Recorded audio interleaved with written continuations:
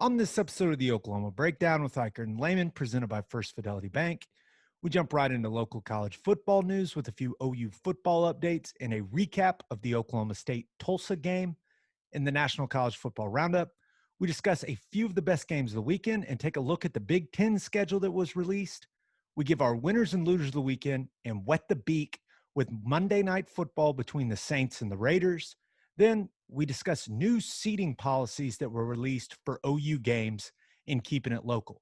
Please download and subscribe to the podcast, rate it 5 stars, and write us a good review. Follow the show on Twitter, Instagram, Facebook, and YouTube. Just search Oklahoma Breakdown on any of those, and you'll find us. All right. My man Michael Hosty will kick this thing off. It's time for the Oklahoma Breakdown. First, and you're listening to the Oklahoma Breakdown with Ikard and Lehman, presented by First Fidelity Bank. And First Fidelity Bank has a special offer for our listeners only. Visit ffb.com/win to enter to win an OKC Energy FC prize pack that includes 4 tickets to the home game on September 27th, 4 energy scarves, and an energy jersey. You have until September 23rd to enter, and FFB will pick a winner September 24th. First Fidelity Bank is a full-service financial institution based in Oklahoma with tailored solutions for all your personal and business needs. Checking accounts, saving accounts, home loans, and much more. They do it all, whether it's online banking from your computer or mobile banking from your phone. Everything is stress-free with FFB.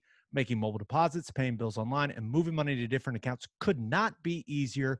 First Fidelity Bank provides free ATMs worldwide, making banking convenient wherever you are. They also give back to the community. FFB donates a total of more than $500,000 to local charities and educational foundations.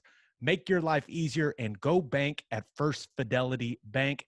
Now, we're recording this on Sunday night, and we are recording right during the middle of your Patriots playing the Seahawks, Teddy, and I feel like we have opposite emotions right now because we record the same time on Sunday nights every time, and your squad just happens to be playing when we're recording. I know I assume you're recording it, you're DVRing it, correct? Thank God for technology, baby. That's all I can say. DVR is my friend right now. So I know you're probably not thrilled with that, but I feel like we have completely opposite emotions right now because guess what I got out of because honey, I've got to go record the podcast. I can't keep Teddy waiting. God, Sunday evening? I don't even know.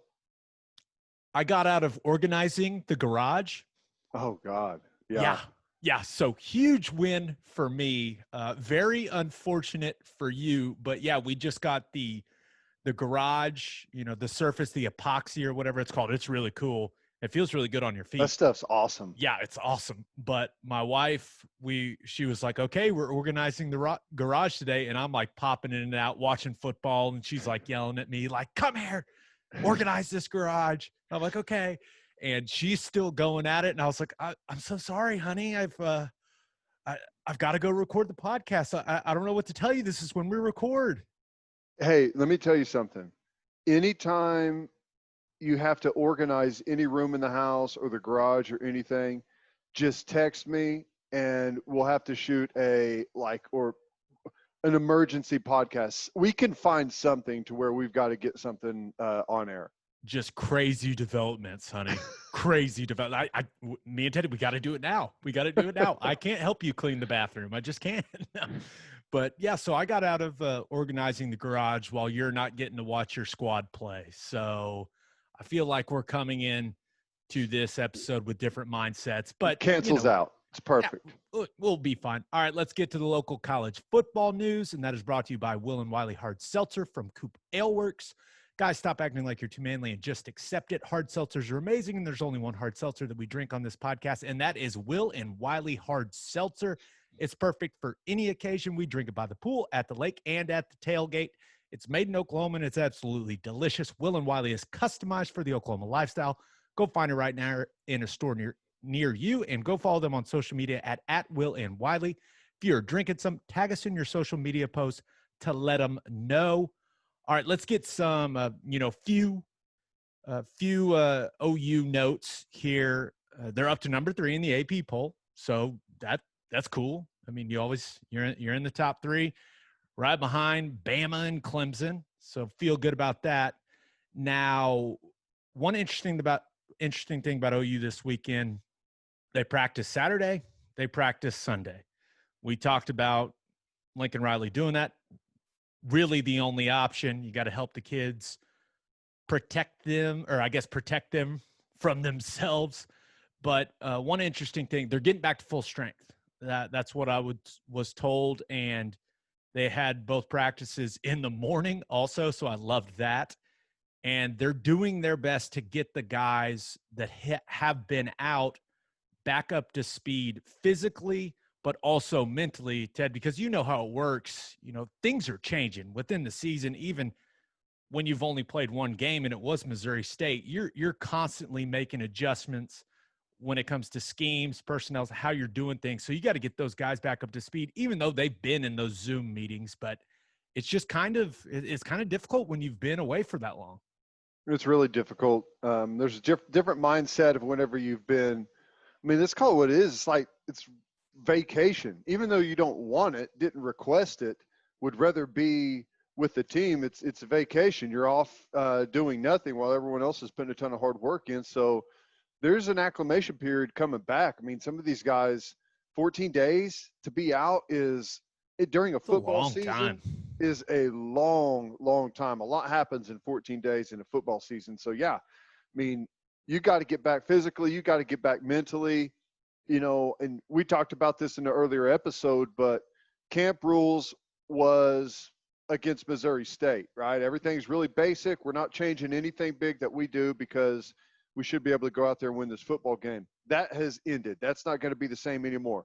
The rules for your defense are going to change week in, week out. I'm sure offensively, protection stuff is going to change. Route combinations are going to change week in, week out. So you've got to lock in and focus now and get those guys that have been out back and up to speed with everyone else. Yeah, so they're trying to work all those guys in. But, yeah, that's what I was told. They are back to full strength. I mean, that's the direct quote. So that's positive. Now, there's only 3 COVID tests in between now and the K-State game. What could happen? What could go wrong? What could go wrong? We'll see. We're running out of things that could go wrong with all the guys that have been out. So you know what? That's a good point. At what point are they a complete Lehman theory team yet? It seems like they're probably pretty close. Everyone throughout the season, everyone is finally going to get there. My theory was to get there in June, though. So that's the difference. Yeah. Now, there was an interesting story in college football. Cade Mays, a really good offensive lineman, has now been cleared, granted a waiver to play at Tennessee. That whole weird situation that involved like his dad severing a finger, weird things going on with Georgia, but he got cleared. So maybe the NCAA will have some time to clear Chris Murray so he can play because they still haven't heard back. It's just ridiculous at this point. I think we've all given up on the suspended guys. They're just going to have to serve their time and then get back when they get back. But Chris Murray should be able to play. I don't understand. Like, how is this so difficult? This doesn't make any sense. It's just continuing to piss me off. That's why I continue to bring it up. Well, I mean. And because he's really good, and they like him a lot, and he's going to play, and I want to watch him play. I want him to play. I want him to be on the team. I want him to be eligible whenever everyone is playing this year, and it's not going to cost him a year. So to single out a couple of cases, I think is strange. But here's the thing, man. Just give us something. Tell us he's going to be able to play. Tell us he's not.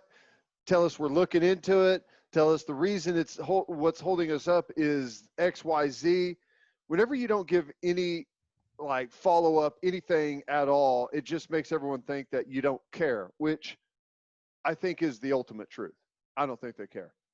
Yeah, which is annoying because this is a guy, even though you feel good about OU's group up front, even without him, I'm telling you, this is a guy that would probably start for this football team. Like, that's how well he has been playing throughout training camp. So it's just frustrating because it makes no sense. It doesn't make any sense. And we'll see. We'll see if we hear anything here in the next couple days. I'm not gonna get my hopes up. The NCAA is what it is. But speaking of things that were a little weird, OSU-Tulsa was that was and since we don't have an OU game to recap, I figured we, go over that football game because Oklahoma State and Tulsa, well, they're in the state of Oklahoma, so I figured a lot of people care. But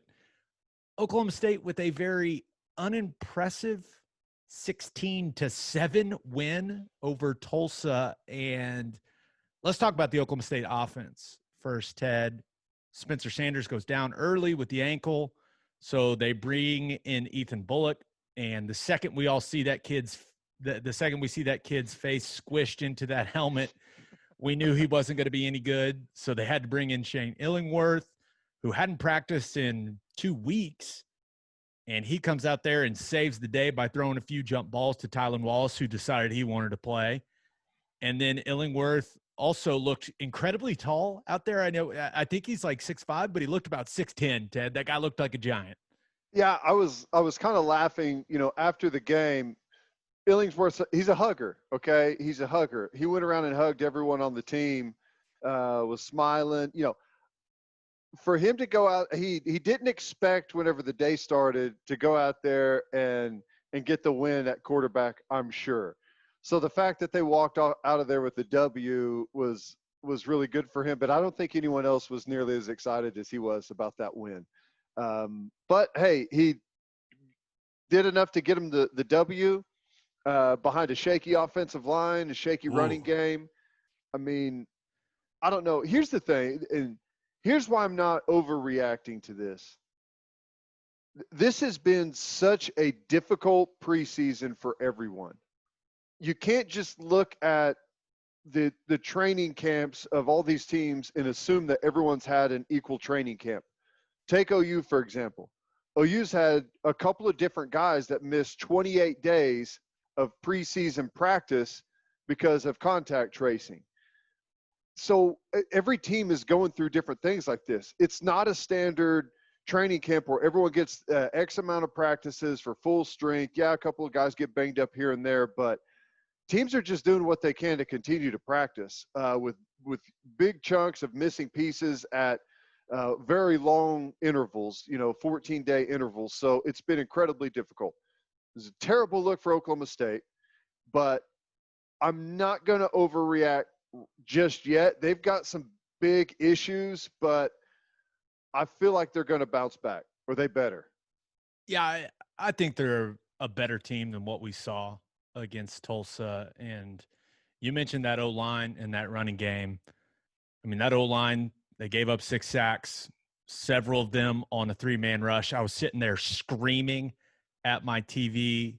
They could not dent what I call dent the line of scrimmage, especially in their zone concepts. They're just running sideways, no push. And that's how successful zone running games, get started is, yes, you stretch them laterally, but you also dent the line of scrimmage. That's what allows the back to get downhill. So he's not just running horizontally. So you have to dent the front side. They weren't doing that at all. And Chuba Hubbard, I don't want to be too critical of him because I don't think the O-line was doing him any favors in this game, but it didn't look to me like he was exactly running the hardest I've ever seen him run. I actually thought LD Brown was a more effective back for them in that game and probably should have gotten more carries with how hard that dude was running. But yeah, that O-line just not a good showing at all. And we thought the strength of this team for sure was going to be the offense. But once Sanders went down, they just looked a little lost. And that's I guess that's understandable when your starting quarterback goes out in one of the first couple of series of the game. Like, yeah, that's going to shake you up a little bit, but it shouldn't matter who's back there at quarterback. That offensive line, they've got to play better. That's bottom line, Ted. They were, and those guys are really disappointed in the way they played. There's no doubt, but I do want to give Tulsa some credit. I thought those guys battled their asses off in the front seven.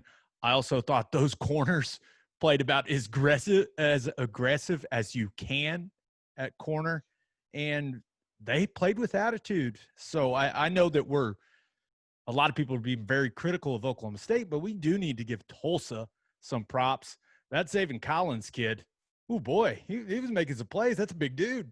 I know he was, and this is the next up in the episodes of why I would suck as a football coach, because if my team had fought their tail off to find themselves 13-7 in the fourth quarter, going in on a touchdown run, to have it called back on a false start, only to end up screwing around the next several plays and then missing a field goal, I'd have a mental meltdown right there on the sideline. I'd totally collapse.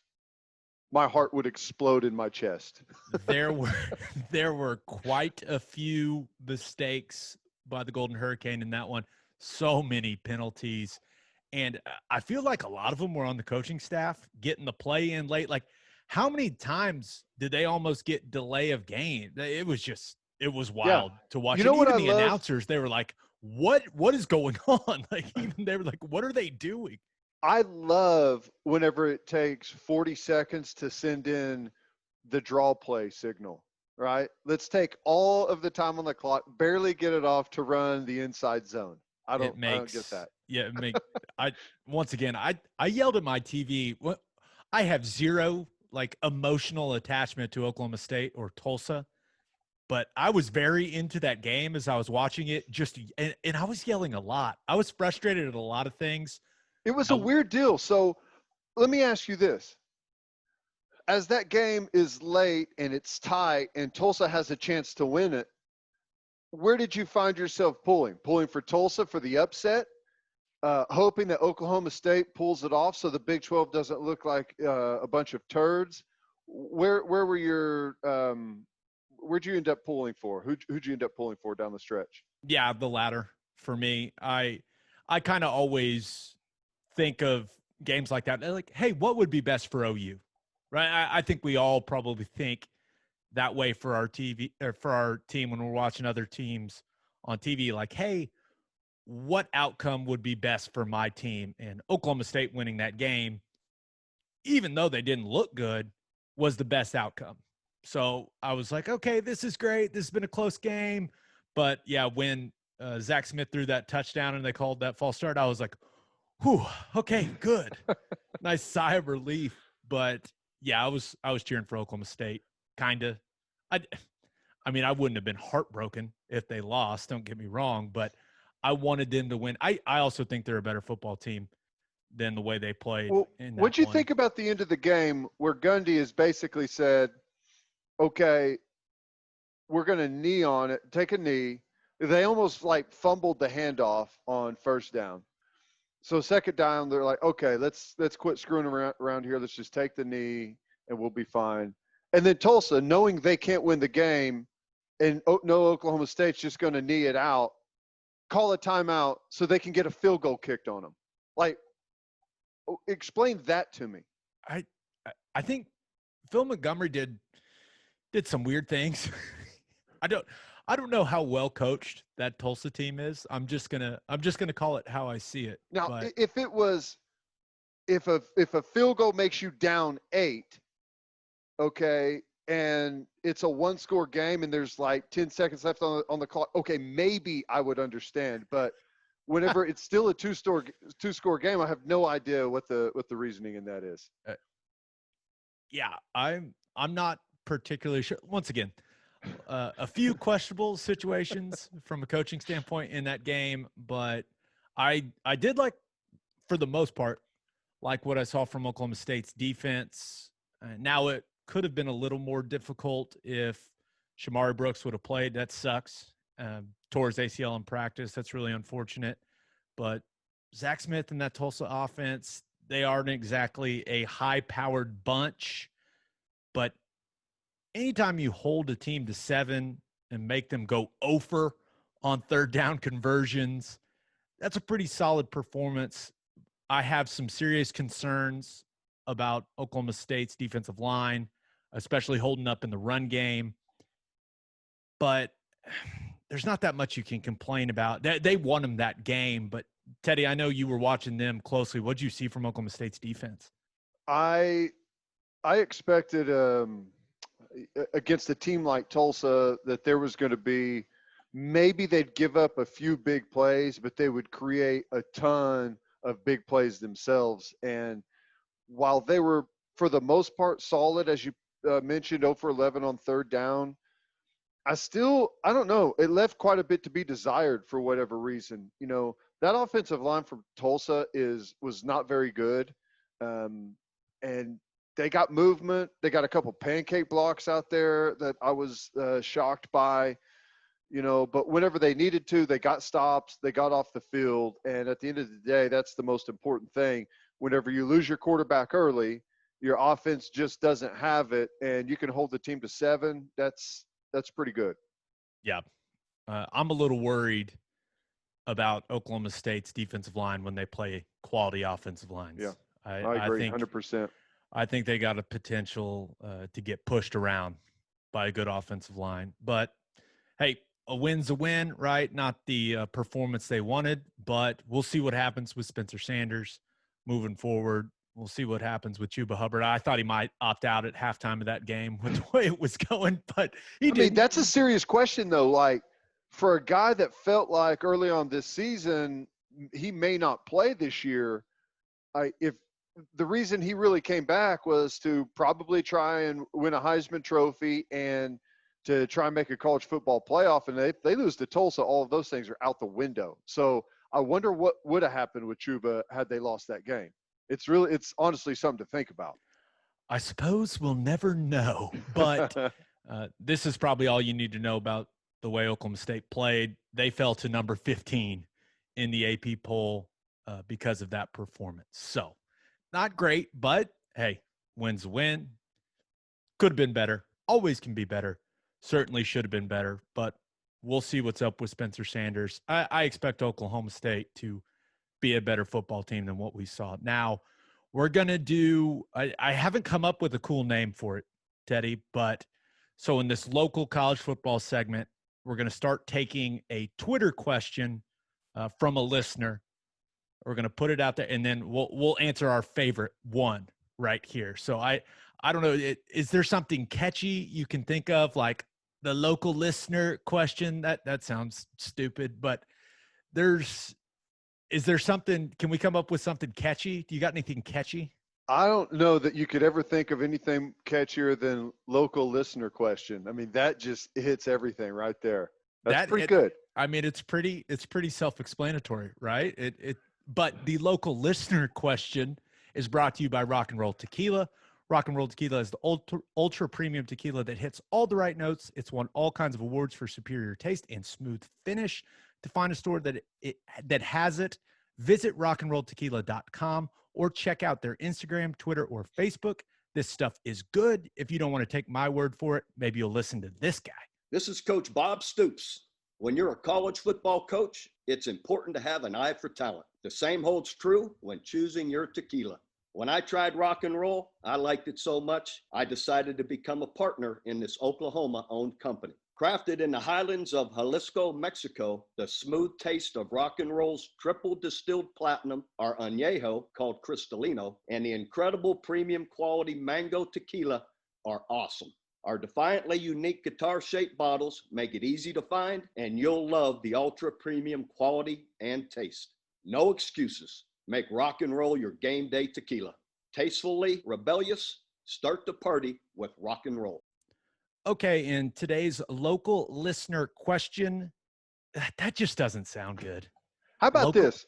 You know, we had Coach on to talk about the Rock and Roll Tequila, and since we are talking about a good, high-quality tequila, how about it's take a shot at the guys, whatever. Ooh. Local listener, take a shot question with Rock and Roll Tequila. I like that. God, you're so creative, man. I'm proud of you. Okay, well, today's, okay, Nathan Mangrum is taking a shot at us, Ted. His question on Twitter, with the lack of production on Okie Light's O-line, will Chuba break 1,200 yards this season? Well, didn't need to call him Okie Light, but, it is what it is. He's clearly an OU fan. His handle is at @Soonerborn_90. So probably should have expected that. But I still think Chuba Hubbard, if he stays healthy, of course, if he plays the full 10-game season, he's going to be a 1,000-yard guy. There's no doubt about it. Will he be a 1,200-yard guy? Probably. We talked about it. I don't think he's going to get anywhere near the 2,000 he got. Now, clearly playing less games, so of course he's not. But I just don't know that when they play quality defenses, and there's not very many quality defensive lines in the Big 12, let's be real, but they could really struggle running the football. And unless he just breaks one of his classic runs where he breaks a tackle and then uses that speed, I just don't know, man. I think he's going to be well over 1,000 yards. I think he could be a 1,300-yard type running back this year. That would give him an average of 130 a game. That seems very reasonable. He's going to go for 200 in a game or two, but I don't know. That offensive line, they just weren't very impressive, right? No, they weren't. And you hit on a really good point earlier that it didn't look like he was running his hardest. And that's interesting. Is he running to win, to get yards, to get points, to help his team, or is he running to not get hurt? You know what happens whenever you run to not get hurt? You end up getting hurt. So he's going to have some type of turnaround mentally. Now, I don't know if it was that he wasn't feeling it because of the offensive line and the way that they were playing, but the reason he had the season he did last year is because he was running his tail off every single week. So I don't know. I don't feel good about it. 1,200 yards in a season where, you've got your wide receiver back. It's a shortened year.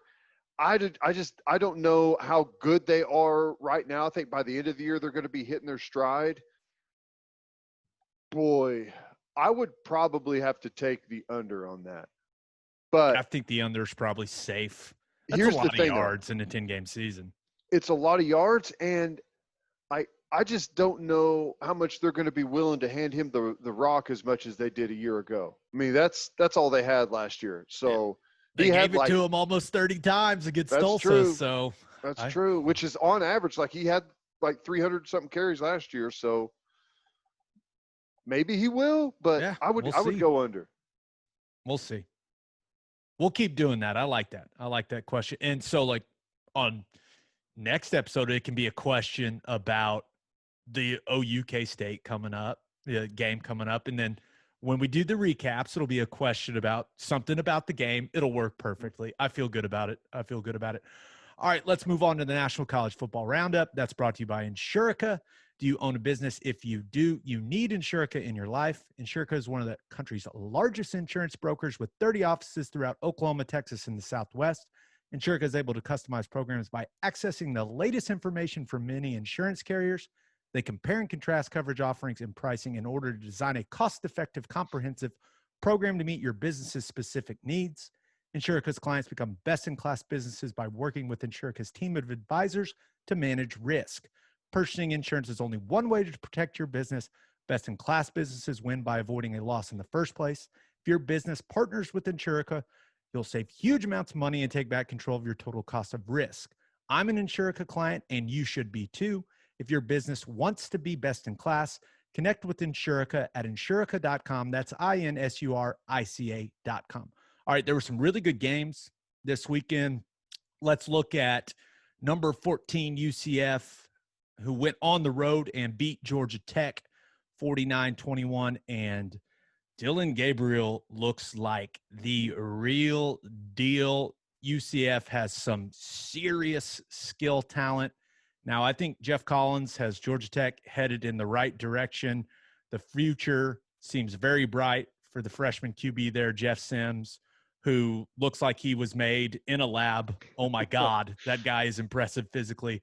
But as I was watching UCF, Ted, I couldn't help but think how they would stack up in the Big 12, because Josh Heupel, they've got players. Their first string, I don't know how deep they are, but their first string offense and first string defense, I think they could compete in the Big 12 easily. I think they would be the second, maybe the third best team at worst in the Big 12 right now.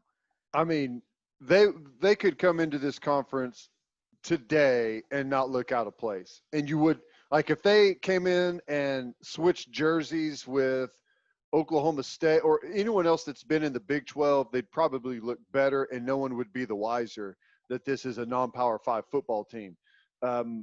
They get good recruiting because they're right there in Florida, in a state that's got a ton of football players. So, yeah, dude, they would be fine in the Big 12. They'd be competitive in the Big 12. I mean, I'm tempted to say that, they would come in and fight to play for the conference championship in year one.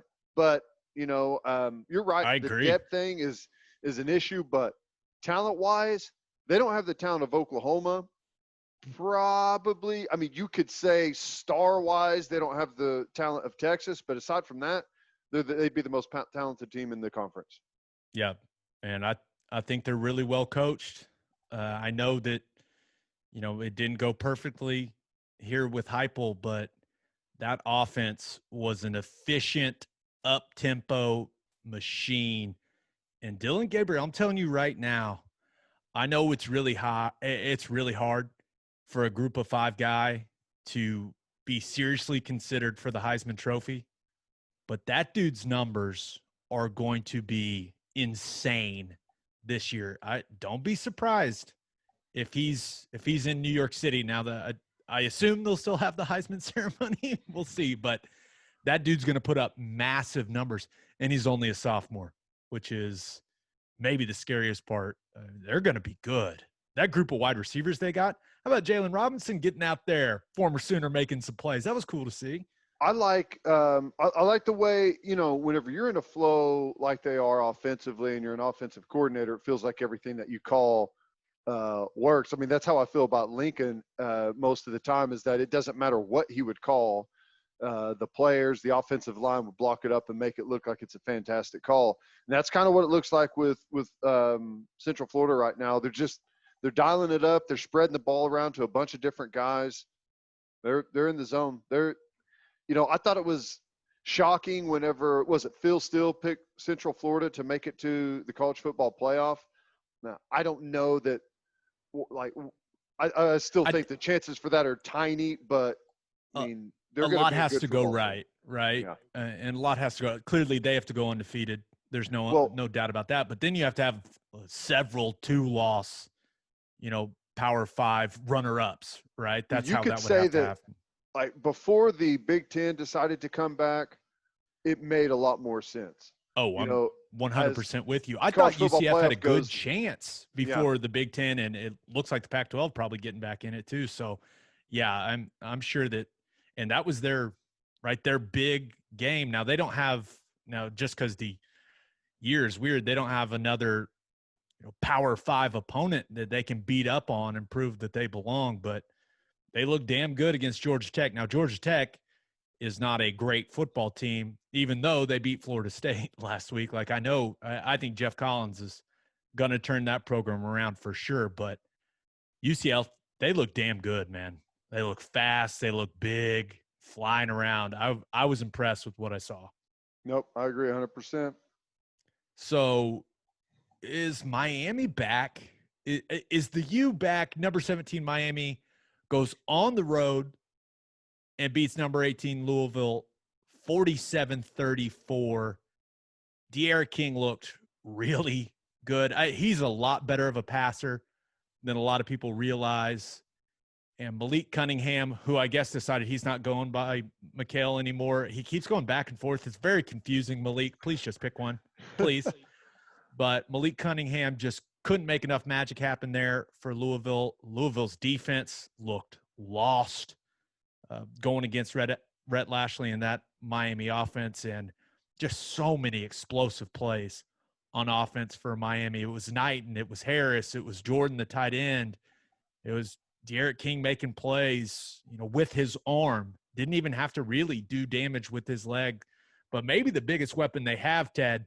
Did you see that kicker tatted up, face paint, Borregales? I mean, that dude was dropping bombs from everywhere. You could just see Manny Diaz. It was he was so happy as this dude is just piping. What was it, like a 57-yarder? Like it was nothing. I was like, who the hell is this kid? I think that we finally have a challenge to Gabe Burkich for the kicker with the most swag in all of college football. It's going to be a showdown, which it's very fitting for Miami to have a kicker that looks the way he does, right? I mean, that just fits right in with the U. So, man, I thought it was great. I thought Miami's jerseys were badass. I love the all white look it's clean. I've always liked Miami's uniforms too. Here's the thing that I get I guess not frustrated with, but when Oklahoma's got as high powered of an offense as anyone, like the most high powered offense over the last 5 years. When Oklahoma gets a lead, they can run the football on people and close out the game. Other offensive coordinators feel like they've got to keep throwing it, keep going up tempo, keep trying to score. And it kind of cheapens it a little bit for me because, like, to me, the true test of a champion type football team is, can you run the football late in a game when you've got a lead and everyone knows it's coming? And I still see them like throwing RPOs and going up tempo as fast as they can and ripping the ball down the field. And they've got a good offense, and maybe they're just trying to establish a mentality with them and how they want to play. But, if I was going to be really impressed with Miami, I would have watched them late in the game just pile up the rushing yards nonstop. Now, to their defense, Louisville did make that little run, right? And pulled within 7, and then it was back-to-back touchdown plays. Yeah. For Miami. So that I thought that was a solid answer. I know what you mean, but I just think with their personnel right now, their offensive line is probably the weakness of that offense when you really think about it, because De'Aaron King's better than people think. They've got all that skill talent. They always have skill talent. And I think people have been pleasantly surprised, and people were surprised that the offensive line played as well as they did against an athletic front that Louisville has. So it's I'll just say this. College football's better when Miami's good. It just is, man. It is. It's fun watching those kids. It's fun watching those athletes. It's the emblem. It's the turnover chain. It's the whatever the hell they're given. There's like diamond ring knuckle things. I don't even know what to describe them as when guys score touchdown. It's just it's fun when Miami's good. And it's fun to watch that offense. I think that defense still has a long way to go. It'd be a little different if Rousseau was in there. The Roche kid, pretty damn good too. But it's just fun. It's fun to watch Miami. And I'm excited they're good. I agree. Are they good? Are they good? Or are we just comparing them to like the last couple of years of Miami, which was not good? Well, they are better, I guess that's is the way to put it. They're better. They're not going to win the ACC this year, but they're better. Oh, my God. Did you see Clemson? Yeah. Clemson didn't score in the second half, and they won 49-0. Clemson has separated themselves. I'll tell you what they've got a chance to do. They got a chance to, if they can lock in, they got a chance to surpass Florida State. I know Florida State's been down, but, they're moving in the right direction, I think, and I'm not so sure Florida State is right now. I know they got the new coach in there, but they're improving. They're improving. The question for them is, and I know they got De'Aaron King, but he's the best quarterback that they've had in a long time. Can they continue to get quarterbacks in there to play? Because if they can't, it ain't going to matter. It's not. And they're going to need to pay Rhett Lashley. I thought you were because going to say pay their players again like they used to, and I was oh about yeah, to say, why yeah, not? maybe so. Well, and I will say this: there's all those schools that recruit Florida. There's all those schools that are in Florida, but I think Miami playing that way, prime time, ABC. Like, there's going to be guys that because it's really not cool to go to Miami right now.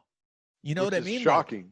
which is insane to say out loud, but it's not. Like it when you talk about all the programs that are ahead of Miami when it comes to the recruiting pecking order right now in college football, like the more performances they have like this and they capitalize on this 1 year of De'Aaron King, it's going to be amazing for their recruiting. It's going to be great. So I'm excited. They don't suck anymore. I don't know how good they are, but I know that offense is going to put up some points and be fun to watch. Now, one game that we were absolutely fired up for was Houston traveling to Waco to play Baylor. Now, this was a really interesting game. It was back. Oh, I'm just kidding. It got postponed. It got postponed because Baylor didn't meet the Big 12's threshold for players at a certain position. We don't know what position. That has not come out, but that sucked. I'm not sure what it means for Baylor's conference opener against Kansas. I mean, who really cares? They can play their backups probably and still beat Kansas, but this is concerning. This is a little too close to home, Ted. This is right here in the Big 12. I don't like it. I don't like it at all. They've had 2 attempts to play a football game, and both have been shut down. That's not good. Here's the crazy thing, and you mentioned it there with Kansas, but if it was like a last-second deal, like a Friday test, like it looks like, because Houston was already traveling to the game, their equipment truck was already there. Yeah, I saw that tweet that Holgerson put. He was Right. like, "We were ready." So, like, if that last test is what got him, how is that going to be any different between now and Kansas? I mean, 1 week, I just don't know. Yeah, if it's a contact tracing thing, right? That's Unless they already had a 14 couple of days. guys out in a position group and the final test, like, got more guys and then the other guys will be coming back next week. I don't know, but it doesn't look good. All in all, though, the way the Big 12 has looked so far, I think Baylor dodged a bullet because I don't feel very good about them going out there and winning that game. Yeah. And, the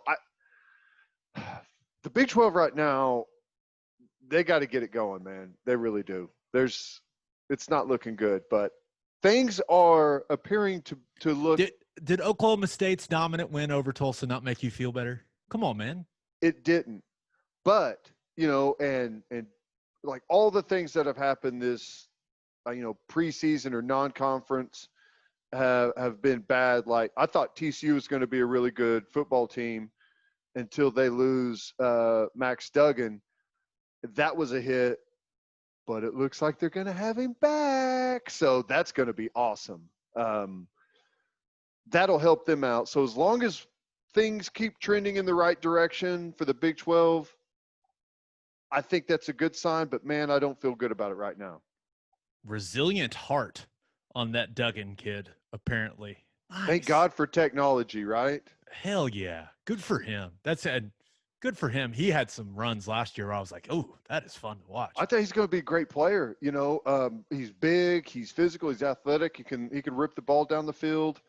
So, I mean, there's no one more thrilled than he is. So you go from Gary Patterson. Yeah, Gary Patterson, yes. You go from you think that nothing's wrong with you. You're just going in for your, COVID checkup. And then it's like, oh, hey, by the way, probably never going to be able to play football again. And then a couple weeks later, back out on the practice field. I mean, that's a roller coaster of emotions I don't want anyone to have to go through. God, I love college football.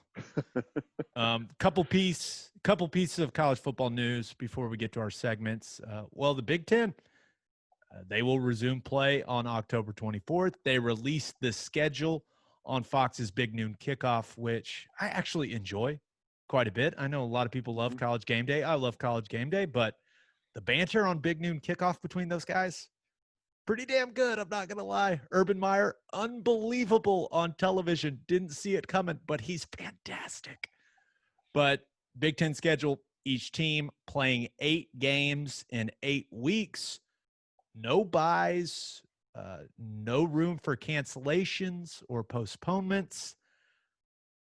Bold strategy is probably the best way to put it. It almost feels like the Big Ten has set themselves up for failure, like that they just want this thing not to work. I'm just speaking out loud here. But some highlights of the schedule: Nebraska, they get rewarded for saving the season by suing the conference. Just kidding. They get absolutely hammered by the Big Ten. Some would say because they were very outspoken. They kind of stepped out of line. So they get Ohio State, Wisconsin, and Penn State in 3 out of their first 4 games. Oh, my God, it's going to be a bloodbath. Yeah, how dare you want us to come back and play football? Stay in your lane. Ohio State, Wisconsin, go win them. Hey, if you wanted to play so bad, go win the football games, okay? You're probably going to about halfway through week 2, they're going to be like, okay, yeah, maybe we should opt out. We're opting out for the rest of the season. But that's a tough schedule. Maybe they did that on brutal, purpose. Dude. Yeah. Of course they did on purpose. But I here's think the Bill thing. Moose even came out and was like, yeah, they did that to us on purpose. Here's the thing. Nebraska's not any good anyways. So even if it wasn't Ohio State, Wisconsin, and Penn State, like almost everyone in the conference is better than them. So, it's going to be a difficult schedule no matter what. But I'm just glad they're playing. I hope they can get all the games in. Like you said, 8 games in 8 weeks is tough. Like, I guess the only thing I'm thinking is, they've been back in school and they've been practicing, some different rules with the practice and stuff. But, hopefully they've already been through their spike from coming back to campus and they're through the worst part of it. I don't know what the numbers look like on those teams, and they still got 5 weeks to go. So I'll say this, Scott Frost, he seems like a guy that would be a Lehman theory guy. I'm just saying, kind of a football guy through and through, right? All their guys probably had it in July. That's why they've been wanting to come back and play so bad. It's like, what? We're fine. Everyone's already tested. We've got all our guys. Now, a lot of people think that the Big Ten just coming back to play football because Ohio State can win a national championship this year. Well, the schedule kind of goes along with that line of thinking as well. Ohio State does go to Penn State on Halloween. So their second game, that is not going to be an easy one. Now, it's not going to be the whiteout. It's not going to be the normal atmosphere that there would be for that game. So they get lucky there. But other than that, their schedule is awfully favorable. They don't have Wisconsin, Minnesota, or Iowa. They're in the West with the cross-divisional games.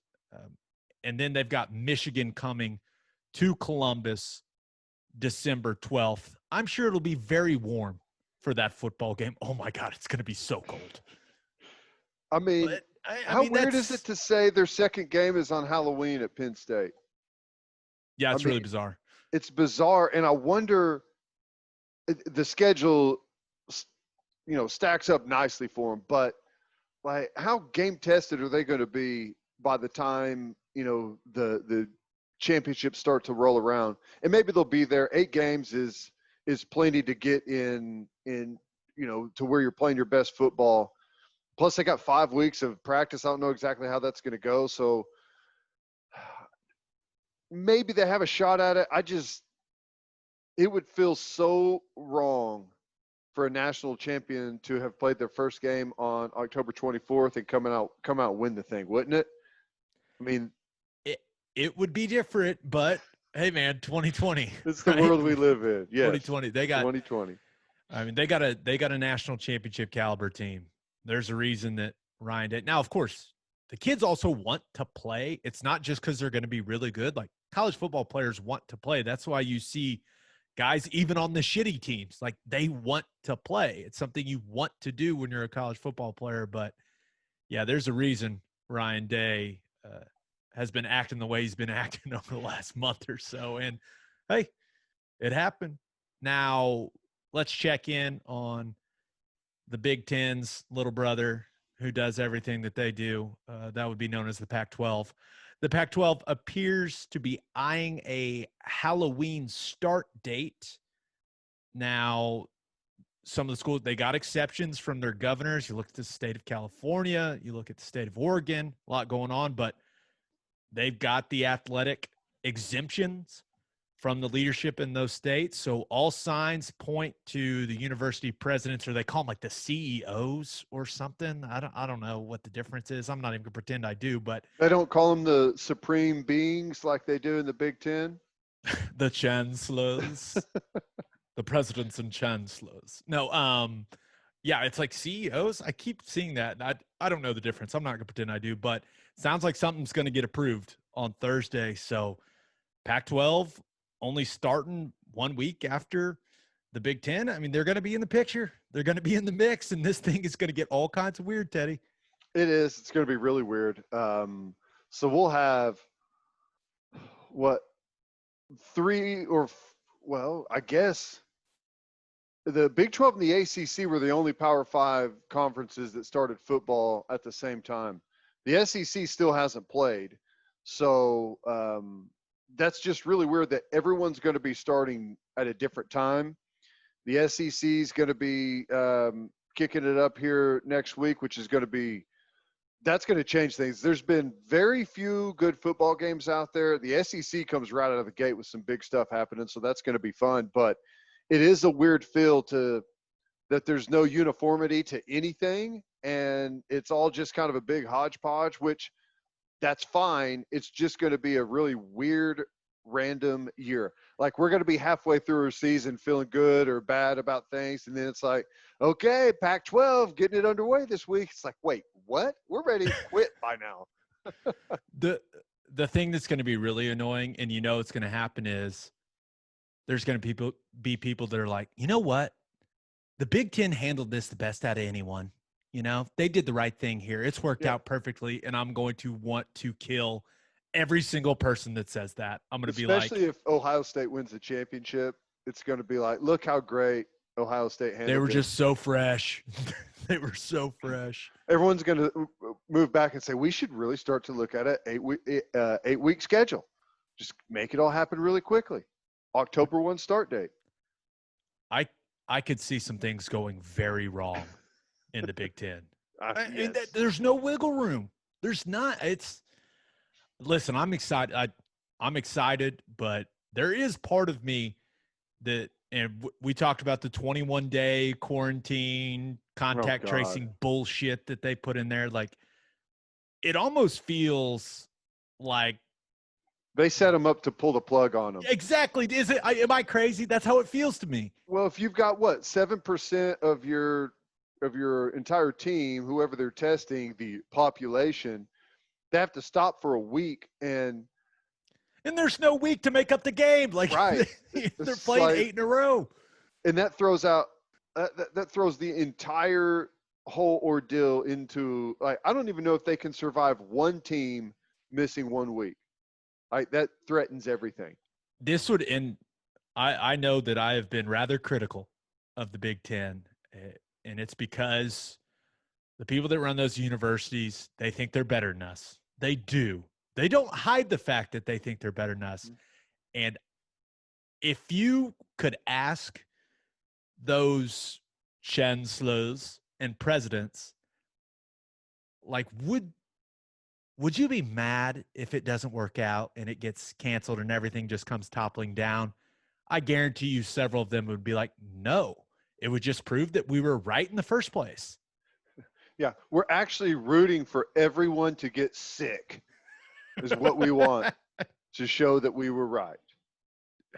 Would not surprise me. Oh, one more piece. Speaking of getting sick, Florida State's head coach Mike Norvell, rough start to the tenure there for Coach Norvell. He tested positive for COVID-19 and won't coach this week against Miami on Saturday. Ooh, man. Now, it's not like he's suspended or anything, so he can still do the Zoom calls. He just has to quarantine. Like, he can't be around the team, right? I'm sure they will come up with something creative to where he's still doing all the coaching. But Chris Thompson, who is a guy that's been head coach before, had a lot of good jobs, will assume the head coaching duties. But yeah, you factor in the loss last week to Georgia Tech. Now he's got COVID-19, and you wonder who else will have to quarantine, because last time I checked, the head coach, he usually comes in contact with quite a few people on his staff, but maybe they've been very careful. He put out a statement. He was like, I don't know how I got it. So just a really rough, I mean, what a shitty start for Mike Norvell at Florida State. Are we totally convinced? Are we completely sure that this is not Mike Norvell opting out of the season after losing to Georgia Tech? Because here's the thing. They lost to Georgia Tech. Georgia Tech got pounded by Central Florida. They could be the worst team in Florida here within the week, and I bet he's like, why don't We're I probably just going to opt lose out? that one. So if I get coronavirus, they really can't blame that one Could on be an me if I'm not on excuse. the sideline. No, They're that's going to funny. lose. Yep. But you never know. Rivalry games, Florida State, Miami. Yep. Florida State could win that game, and then everyone could look at Chris Say Thompson Miami and go, sucks again. hey, look, Miami sucks again. We suck again.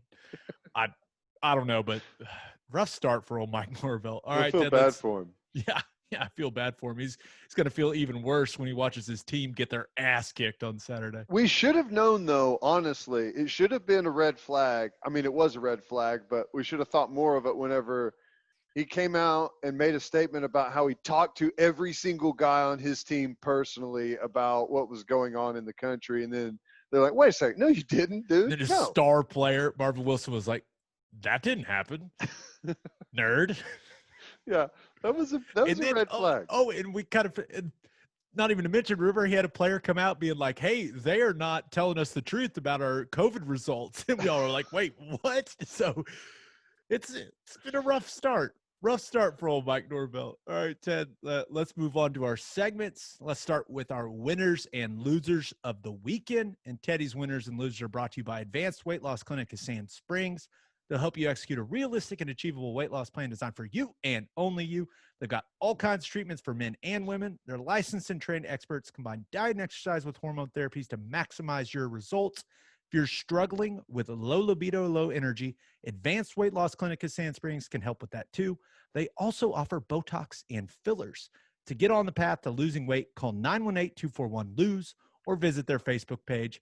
If you mention the podcast, you will get a free fat burner injection. All right, Ted, who do you have as your winner of the weekend? For my winner, I've got to go with Bryson DeChambeau. Oh, I know that hurts. It hurts. It's painful. He not doesn't a have fan. a chance. That was my Teddy impression. How was that? Yeah. No way. Oh, it's pretty good. Thank you. Pretty good. I've been working on it. This one hurt. It hurt really bad that he went out and won this thing. I'm won a hater. The thing. He crushed everyone. I mean, it's unbelievable. Obliterated the field. Brutal only course. Guy under par. Yep, brutal course. Great field of players. He was 6 under. He was the only player that finished the thing under par, and he's the only player that shot in the 60s on Sunday. You go and look at the scores on Sunday, it looks like something at the local municipal course. 70s, plenty of 80s in there as well. So the guy has gone into the lab over the break during the coronavirus lockdown. He came out twice the size and swinging out of his ass with the driver, and it paid off for him, man. If he can go out there and swing like that with his driver on a course that if you don't hit the fairway, it's just brutalizes you in the 8-inch or 10-inch rough. I mean, look out, because that should be the exact opposite of what would have happened. Like this, he would be the pick not to go with, because if you're not hitting in the fairways, you got problems. But man, he was locked in and he was striping that sucker. He was driving the absolute hell out of the golf ball. Now, he's still a nerd, even though he's kind of a big, beefy nerd now, still a nerd. But the one thing that bothered, there's not many people. I don't know a single person that's like, yeah, I'm a DeChambeau guy. Like, I don't know a single person. But I hate watching the guy putt. I hate it. With how straight he has his arms, I don't know what it is. It just looks like he's about to like shit his pants. I don't know what's going on, but I can't stand it, and I can't root for the guy. I just can't. But boy, was he was just so much better than everyone on Sunday. I had to give the guy credit. I was watching football on the main TV, had the U.S. Open going on the iPad, and I was like, this dude is just crushing everyone. And how does he drive the ball that far, that straight? I don't understand it. It's unreal. He's hitting it like nearly as far as the long drive guys.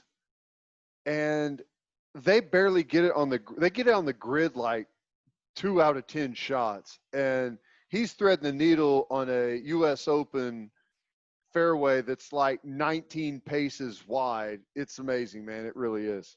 God, you're a golf guy. You just broke out paces as a unit of measurement. My goodness, you're official. What is a pace? Is that a yard? Probably close, right? I mean, a pace. Because here's what's weird about that, and I feel stupid for breaking it out. Like, there is nothing anywhere near like. You got to have some type of standard measurement whenever you're talking about things. Okay. Dottie Pepper's pace is not the same as whoever's. I Googled it. A pace, according to Wikipedia, the most reliable source on the internet, a pace is a unit of length consisting either of one normal walking step, which is approximately 0.75 meters or 30 inches, or of a double step, returning to the same foot approximately 1.5 meters or 60 inches. So it sounds like a pace is one normal walking step, 30 inches. Okay. Well, there's your pace, bud. So it's not quite a yard. It's not quite 19 yards. So instead of saying 19 yards, you say, or instead of saying, what you got to do some dimensional 17 yards. It would be you got to do some dimensional paces. Analysis there, and then it gets hard. This is not a very well. Remember, math is not our thing on here. Right. It is not our thing. Although I could do that rather quickly. I'm going to make an oath right now to never use the term pace again on this podcast. I think you should. It made you sound like such a golf guy. I was like, when you said it, I was like, wow, that guy knows golf. He's talking about paces. Yeah, I guess I could start saying that. Gabriel for UCF threw for 530 paces instead of you won't sound like a douchebag at all. Oh my gosh. Let's make paces a thing. Let's do it. All right, Ted, who do you have as your loser of the weekend? NBA basketball. Wait, NBA basketball is being played? Exactly. No, I'm just kidding. Now, you know how big of an NBA guy the Heat Celtics series is going to be amazing. I don't think the Nuggets have much of a chance against the Lakers. The Nuggets they're worn down. They've had 2 incredibly emotional and long series, and the Lakers have been chilling. So, but I am still paying close attention to NBA despite the Thunder being out, but I know what you mean. I don't think there's people that even know it's happening anymore. It's like as soon as football started, it's like it's over, right? I mean, there's basketball fans that are paying attention, but casual fans, I think, have checked out. I mean, they're used to going up against nothing in early June, absolutely zero, and it's all there is to talk about late May, early June. And right now, we've got NFL coming back online. We've got college football coming back online. We've got news with Power 5 schools getting back into the mix. Even what hockey is playing. I know people aren't really paying attention to that, and I know they usually go at the same time, but it's just they're competing with everything in a time whenever they're usually competing with nothing. Mid-season baseball, hockey's in the playoffs, but outside of that, that's about it. So Yeah. they got to be. You add the fact that everyone's watching football and locked into football, and the fact that they've got no one in their stadium, like no, they're playing in the bubble. It's got to be bad right now, ratings wise, for the NBA. So now we're recording, so I know that you're 100% focused on doing the podcast. How surprised would you be if I told you that the Nuggets and Lakers are actually playing right now?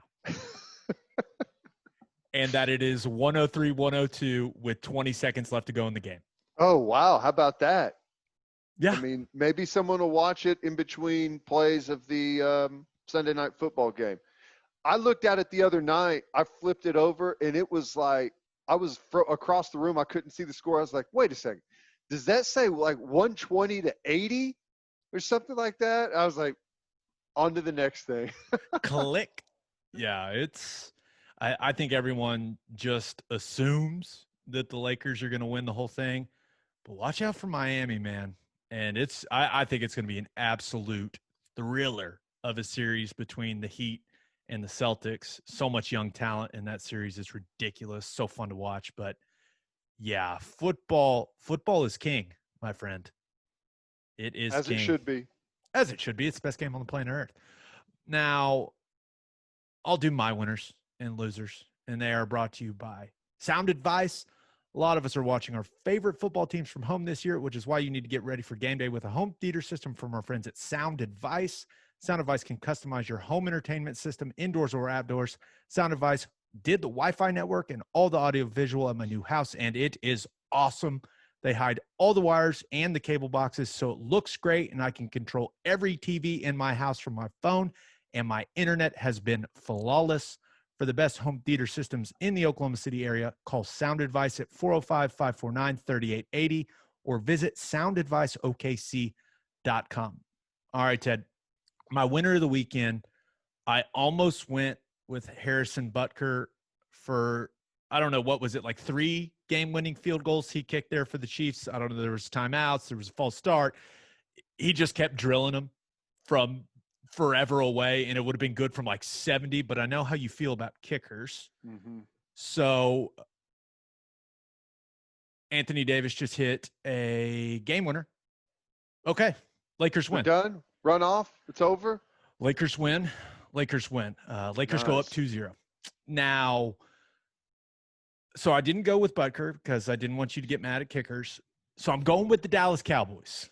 Now, that game, never in doubt. Right? Never in doubt.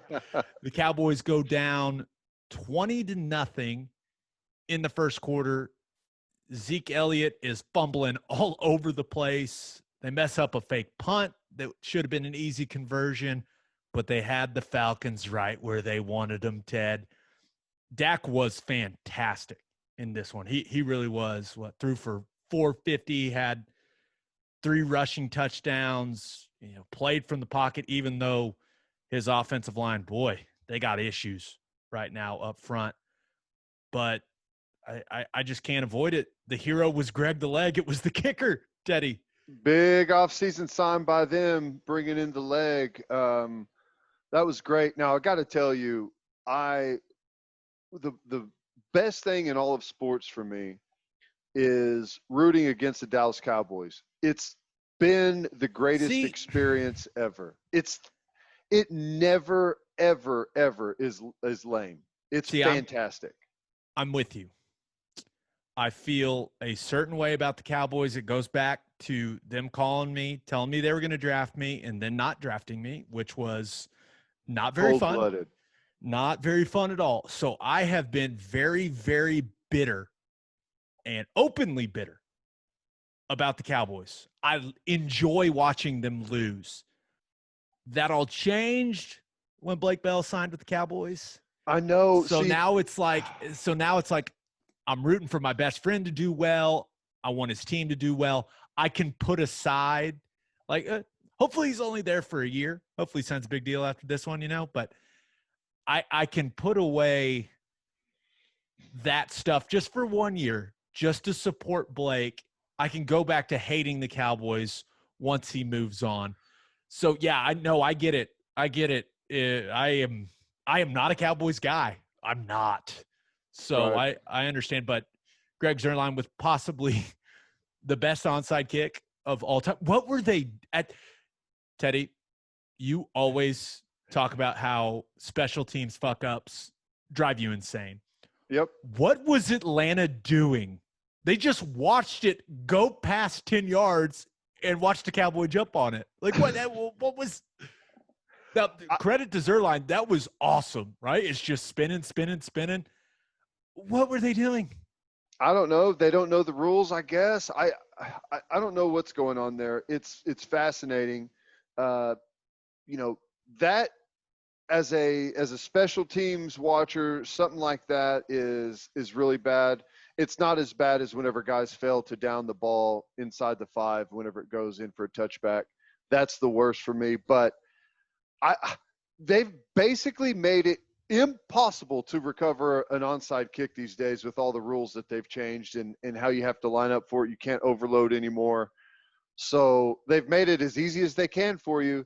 Just go get the football. You don't have to wait for it to go 10 yards. You can get it whenever you want. Just go. It was like the ball was on fire, like it was putting off like toxic radiation or something. Like it's like someone told me, like, "Hey, that ball's covered in coronavirus. Don't touch it." Now, hey, Zuerlein buries the 46-yarder to win it, and it was cool. CD Lamb had the catch to set it all up, which was fun. Had a nice day, man. He ended up being the leading receiver, right? Yeah, had a nice day, and over 100 yards. Cowboys fans were on an emotional roller coaster. And it's all documented on Twitter. I'm sure there were some people deleting tweets like, "This team crazy. Sucks. I hate this team. I swear to God, they're the worst ever. McCarthy, we want Jason Garrett back." There was a lot of Jason Garrett love. Like maybe we were too hard on Jason Garrett, but that was a wild comeback in just some bizarre circumstances at the end of that game. Still, just all they had to do was lay on the ball. Man, it's the best. I'm telling you, NFL it's so fun. I saw something that said, poor Falcons. I mean, because of course this makes everyone bring up the Super Bowl against the Patriots, but I saw something. Atlanta scored 39 points and had no turnovers. They were the first team in the history of the NFL to do that and lose. It was like 456-1 or something. Like I was like, oh wow. My God. The only team ever. Oh gosh, poor Matt Ryan. He probably feels like he's cursed sometime. All right, Ted, my loser of the weekend. I thought about going with Gordon Hayward because he decided he's not going to leave the bubble for the birth of his child, but it's like his 4th kid, and I think he's having another daughter. He's got all daughters, so he's just like, hey, you know what? I know what this is like. A girl, yay. This is the result of that one, right? One of the best videos ever. Daddy's always happy. Yay. I also thought about going with Kirk Cousins because holy shit was he bad on Sunday. But my loser of the weekend, it's got to be NFL players' bodies, their ligaments, because, oh my God. I mean, the injury bug was biting hard. It was almost unreal. And, it's football. People get hurt. But normally it's not just all big name guys. That's what was so startling about Sunday was Nick Bosa tears his ACL. You're going, oh my God. Saquon Barkley tears his ACL. You're like, what? Drew Lock. Now he's not, an established guy yet, but he's a starting quarterback for the Broncos. Sprains his AC joint. Who knows how long he'll be out with that. Raheem Mostert sprains his MCL. Jimmy G, high ankle sprain. Christian McCaffrey sprains an ankle. Devontae Adams hurts a hammy. Tyrod Taylor got hurt in warmups or something, like re-aggravated something warming up for the game, and we got to see some Justin Herbert, and he was pretty damn good. He was ripping it. It was fun to watch, but yeah, I know that we expected a bunch of soft tissue stuff, right? Hammies, maybe some calves, maybe a quad every once in a while. And I know there was a lot being made about MetLife, that field there, and some guys thinking that thing is an ankle and knee shredding machine with how your feet stick there. So that is something to keep monitoring. But holy hell, man, it was at one point, it was like hard to keep track of how many guys were hurt. I didn't watch the game, but it came up on the scroll on the bottom of another one later, the 49ers, and it said Nick Bosa left the game, and then it just keeps going with guys on the list that left the game, and I was like, wait a second, all of those guys on one team? And the Giants, I mean, I don't know, man. I don't know if brutal the field or what, but that's – well, here's the thing, Gabe. It sucked. Father Time is undefeated, but so is his lesser-known distant cousin, Mr. Virtual Offseason, because let me tell you something. The virtual offseason strikes again. These guys, hamstrings, knees, ankles, shoulders. Everyone was in the gym. Shep hurt his toe today too. Like I saw, he went out with a toe. I wasn't watching the Giants game, but I saw that. I was like, I mean, it just kept adding up, piling up. Here's what we talked about. So everyone was doing curls and bench press, but they weren't running sprints and doing change of direction drills. And that's how you build. I mean, you got to build up the ligaments and tendons of your body as well, not just the muscle. And that's how you do it, some of that real hard change of direction stuff. But here's the thing. We talked about this last week. Had hardly any contact in the training camp. No preseason games at full go. Last week was week 1. So you go in and pound those bodies. I know those guys were sore as hell. And you go in a weakened state into week 2, and that's whenever guys start popping stuff. And there was a lot of popping, a lot of tearing. I'll tell you, and I know that the NFL's collectively bargained, but if I was a NFL franchise owner, I would do everything I could in the CBA to get control of my players' off season. And make sure that people are in shape, prime, healthy, ready to go. I mean, we throw in rest way too much for these guys. There's a fine line between rest and, losing pace on being conditioned and calloused for the season. Yeah. And before we move on, I do want to throw in an honorary winner of the weekend, Anthony Davis. The 3 just hit to win the game that Teddy clearly does not care about. It was a pretty sweet shot. 22 points in the second half for him. Had 31. Is it better than that 3 he hit at Chesapeake? That dagger that ended up costing us later in the season? Why'd you have to bring that up? He just turned and he's gotten a lot better since then, but that was still like one of the worst things I've ever witnessed in basketball. God. Yeah. All right, let's move on. And let's wet the beak. And Wet the Beak is brought to you by Tim Hughes Custom Homes. Are you looking to build your dream home? If so, Tim Hughes is the man you're looking for. Tim Hughes Custom Homes is a one-stop shop for all your home building needs. He can find you a lot. He can find you an architect. He'll find you financing. And, of course, he can build your dream home exactly the way you want it. Sounds too good to be true. Well, Tim found my wife and me a lot. He found us an architect and built our new house. Tim and his team were so easy to work with. They continue to be so easy to work with. And just a reminder, he's built several office buildings. So if your business is looking to build a custom office, Tim Hughes is your man. You can see Tim's custom builds throughout Gaillardia, Nichols Hills, Oak Tree, Stone Mill, and Rose Creek.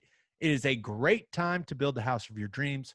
For more information to see Tim's spectacular work, visit his Instagram page at Tim Hughes Custom Homes or visit timhughescustomhomes.com. All right, we're going to wet the beak with Monday Night Football.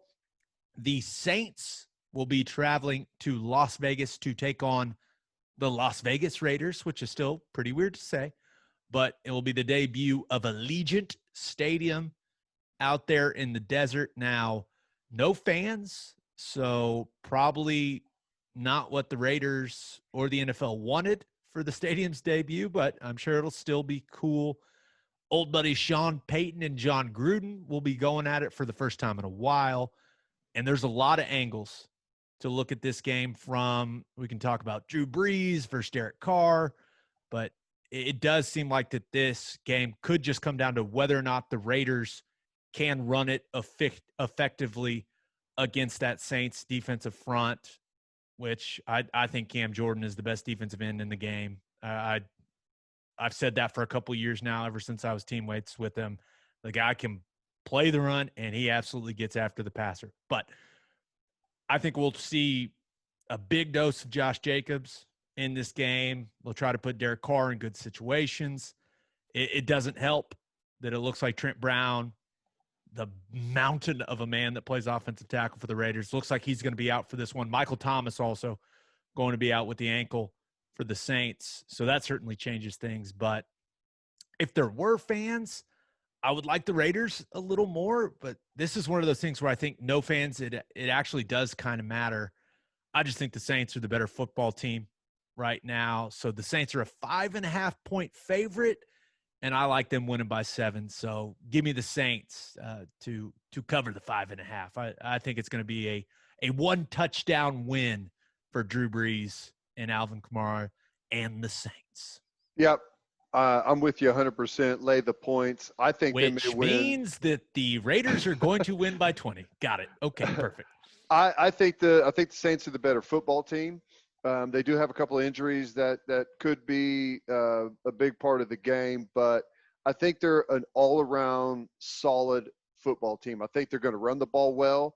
The passing game is, as always, going to be effective with Drew Brees, but you know, the 1-2 punch that they've got at running back right now with Kamara and Latavius Murray is pretty good. So I like them there. I don't think the Raiders are going to be able to run the ball like they did in week 1 against Carolina. Right. And that was the real key to their success.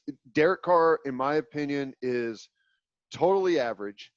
And whenever he's got a running game that's going and he's got favorable down and distances, keep the defense on their heels where they can't be as aggressive, that's whenever he's going to play well. If they can't run the ball and they become, you know, 3rd and 10, 3rd and 12 situations, defenses can change things up, blitz, sit back in coverage, keep things moving for him. He's not nearly as good. And I think the Saints are going to be able to do that. He's probably going to, in the first game, he was 22 of 30. 8 incompletions. He's not going to be anywhere near that against the Saints. So I think that's the thing. The other deals, they're not going to be out in front like they were. I think they're probably going to be chasing the Saints the whole game, which means they got to open things up, and that's usually not a good sign with Carr. Give me the Saints. Yeah, and then you talk about, you know, Marshawn Lattimore and was it Janoris Jenkins over there on the other side? They got a couple good corners there in New Orleans. Now, let's hope. I wish that stadium was going to be full. How pissed are they that they rushed like hell to get that $1 billion stadium built just in time for no fans? Can you imagine? Now, I don't know much about construction. I'm not going to lie. But when construction workers work overtime, like there's an overtime pay, right? I assume for construction or something like to that effect. Well, usually the way it goes is there's a contract for the construction of the stadium or whatever it is, and it has to be done by whatever date. And if it's not done by that date, the construction group, builder, whatever you want to call them, has to pay like a fine for every however long that it's not done.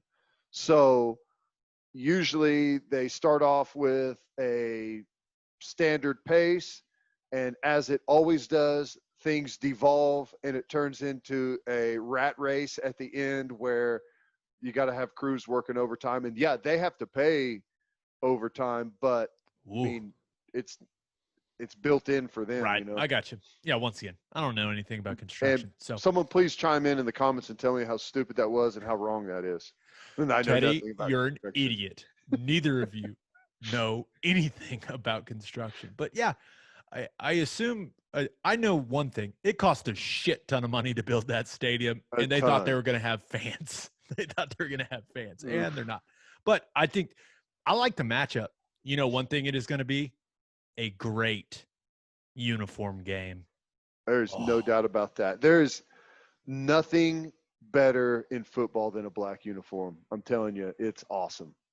And two great unis. The Saints, I mean, the gold and the black and the white, and then the Raiders with the silver and the black and the white. That's just a great jersey matchup. It's aesthetically pleasing. So what? The Raiders are going to go silver and black, and then the Saints will do black pants, white jerseys. You think? Yeah, maybe, or maybe. Hey, the Saints white on white. Oh, maybe the best jersey in the NFL. I hope they rock the all whites, because those are. When I was playing for them and they gave me one of those jerseys, I was like, oh my God, this is the most beautiful thing I've ever seen. It looks a lot better than the black pants and white jersey. Completely agree. And since it's not grass, since it's inside, there's no reason. Yeah. Equipment managers are the ones that make teams wear those, because they're like, we're not wearing white pants on grass. They'll get ruined, guys. I mean, the equipment managers are the one that decide that. Fun fact. All right, Ted, let's finish up with everyone's favorite segment, and that is Keeping It Local, where we highlight what's going on in the great state of Oklahoma. And Keeping It Local is brought to you by Bishop McGinnis Catholic High School. As schools are reopening in the fall, parents want to provide the best possible educational experience and spiritual development for their children. There's no better place for that than Bishop McGinnis Catholic High School. A 1-to-1 iPad setting makes McGinnis's students fully prepared to continue high-level learning from home. A 12-to-1 student-to-teacher ratio guarantees no student is overlooked. In addition to athletic programs and clubs, Bishop McGinnis's college prep curriculum offers 22 AP courses. Financial aid is available. For more information, visit bmchs.org. All right, for Keeping It Local, I was planning on talking about Chris Paul making second-team All-NBA and how the Thunder now have the longest streak in the league, having a guy on the All-NBA teams. And then I was like, well, it's football season. No one really cares about basketball right now. So I called an audible and I was like, you know what? There is some new information about OU's seating policy that I found very interesting. And I was like, I need to get Teddy's thoughts on this, because OU came out with the new seating policy for the upcoming K-State game. I guess they didn't like what happened in the student section in the opener, and I was far away from the student section, so I didn't even know this was the thing. But I guess there wasn't a ton of mask wearing and social distancing going on in the student section. Color me shocked. I'm shocked. But so there's some new things in place. They are going to designate seating sections on student tickets. Okay, seems reasonable. There's going to be clearer signage for the students that they can know where they're supposed to sit in the student sections. They are establishing clusters of 2 to 10 for student seating, and they are making it clear which sections are off limits for students. There's going to be more security to help the students and to monitor the student section. And there's also some whispers. So that means masks and, sitting where you're supposed to sit and all that stuff. But there was also some whispers that if the students mess it up during the K-State game, that there could be a reduction or even an elimination of student tickets. I have zero faith in these college kids to pull this off. They may prove me wrong, but I saw all this and I just laughed. I was like, hey, I know OU's trying to do their best. I know it's about the optics and all these things, but the student section is a cesspool no matter what year it is. And I know coronavirus is going on still, it's different, but weird stuff happens in that section every year. Weird things, Teddy. I hope it works. I just don't see it working. I don't. Well, Gabe, I've been known to have a little bit of a lead foot whenever I drive. I like to go fast. My dad says it comes from my grandpa. My grandpa was the same way. He liked to go fast. Okay, so whenever I'm driving down the highway and I'm speeding, I'm trying to get somewhere in a hurry. If the speed limit sign was bigger and clearer, it would not slow me down. I know the speed limit. I'm making the conscious choice to go above and beyond that speed limit. So you're saying clearer signage would not change your behavior? Correct. Sections, showing them the sections that are off limits. Well, you don't have to do that. On your ticket, it tells you where your seat is. Not only is every section in the rest of the stadium off limits, but every seat in the rest of the stadium is off limits. You're told the one seat that you're able to sit in. It's not a suggestion that, well, you know, you can sit in this seat. As long as you're in this section, though, you can go anywhere you want. No, you get the one seat, one section. Now, I know the students in their deals probably done a little bit differently, but still, I mean, it's not that difficult. I don't think they were breaking the rules because they didn't know the rules. They were breaking the rules because they don't care. Just like sometimes whenever I speed, I'm making the decision to go ahead and break that rule. Now, we do need to note the difference between the Missouri State game and the Kansas State game. Missouri State was a 6 o'clock kickoff. Kansas State was an 11 a.m. kickoff. Typically, students come to the games rather inebriated.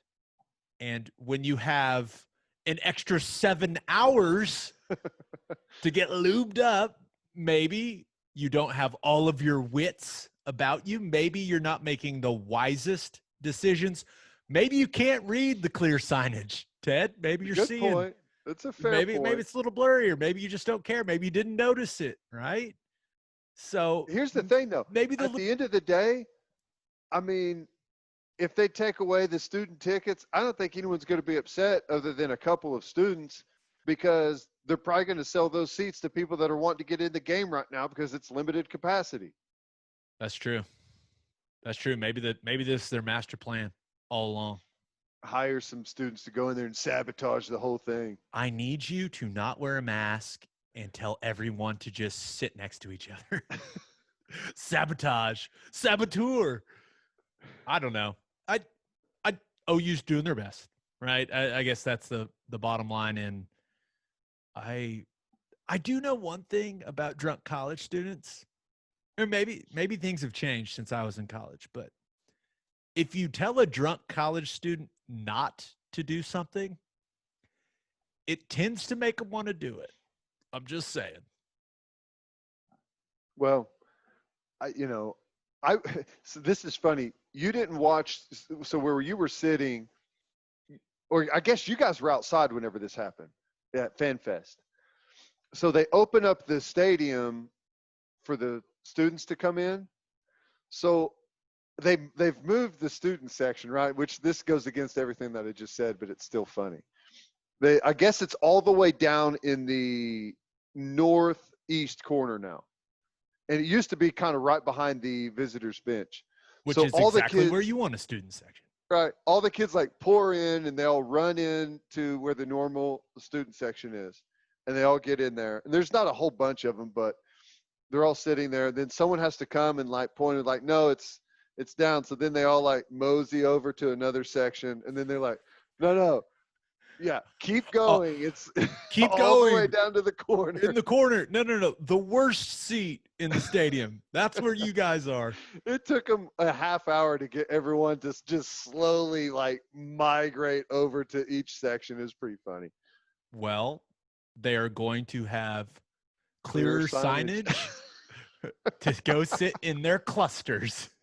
Clearer signage for the clusters. Well, I mean, I can't 2 to wait 10 to see though, how it goes. For student seating, clusters of 2 to 10. I mean, there's a big difference between a cluster of 2 and a cluster of 10. I mean, that seems pretty weird. Yeah, I guess are there still people in college that live in those big houses where there's like 7 or 8 dudes in one house? That was never something I wanted. No, those Well, how in houses the are hell would you so disgusting. ever verify that? I have no idea. I'm glad it's not my job. Seems Me tough. too. At what point is it no longer a cluster? I mean, 2 is not a cluster, that's a pair. 4 is probably a cluster. Is 10 more than a cluster? A large cluster? Large cluster. I can guarantee you one thing. That student section is going to be a cluster fuck. There's no doubt. We'll see. Sorry, it's entirely my fault that we spent too much time on cluster and pace today. Hey, Sorry about that. it's okay. You know, we're learning things on the podcast. And episode 44, Ted, in the books. We'll have a new podcast that'll drop Thursday morning. Just a reminder, you can hear Teddy from 2 to 6 on Sports Talk 1400. You can hear me on SiriusXM Big 12 Radio, channel 375. Hope you all have a great week.